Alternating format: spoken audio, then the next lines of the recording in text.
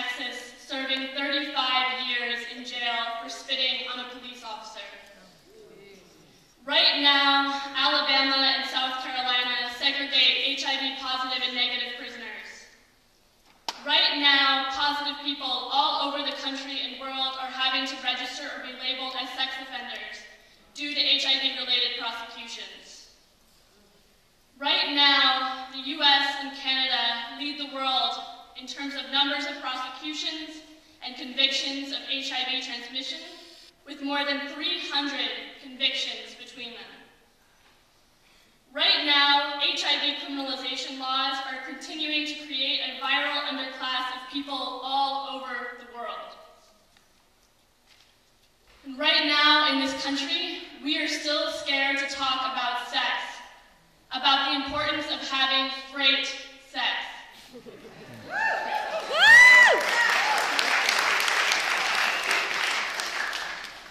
Right now, the AIDS crisis is still here, and the criminalization of people living with HIV and AIDS is a huge factor.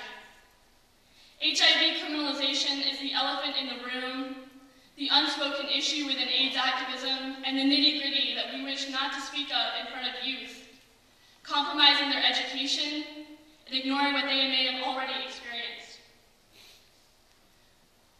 If we want to see an AIDS-free generation, or an end to HIV-related stigma, then we need to fight for prison abolition. That's right.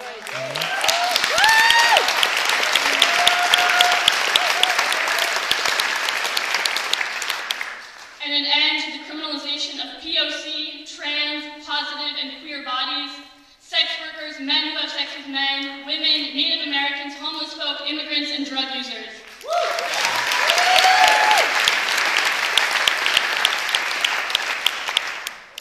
To be a part of ACT UP today and over the last few years has been in many ways a blessing, but in many more ways a curse.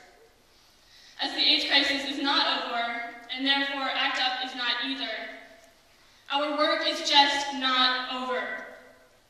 We refuse to settle for the dead promises of politicians. We must demand more, and ACT UP does demand more. Within the fight against HIV criminalization, ACT UP has taken this fight into the streets, marching in DC during the International AIDS Conference, protesting at the presidential debate at Hofstra, staging die-ins during Pride, and standing in solidarity outside the old Herkimer County Courthouse to demand justice for HIV-positive prisoner David Plunkett, who was convicted in 2006 on an assault with a deadly weapon charge after having bit a police officer's finger, the deadly weapon being his HIV status.